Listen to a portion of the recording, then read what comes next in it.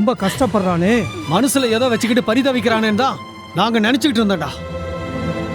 சம்பந்தி வீட்டுல பிரச்சனை நடக்கிறத டிவியில பார்த்ததுக்கு அப்புறம் தான் எங்களுக்கு உன் மேல சந்தேகமே வந்தது.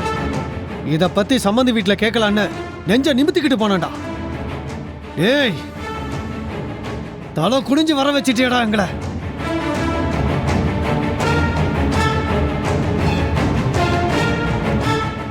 எங்க மருமக உன்னை பத்தி சொன்ன ஒவ்வொரு வார்த்தையும் செருப்பால அடிச்ச மாதிரி இருந்துடா எனக்கு. அப்ப கூட சம்பந்திங்க 2 பேரும் உன்னை பத்தி ஒரு வார்த்தை பேசலடா.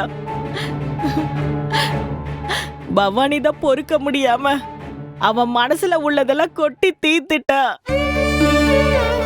அவ இதெல்லாம் சொல்லலன்னா எங்களுக்கு உன்னை பத்தி எதுவுமே தெரிஞ்சிருக்காது. உன்னை பெத்த வயிறு பத்திக்கிட்டு எரியுதுடா. இப்படி ஒரு காரியத்தை பண்ணிட்டியேடா.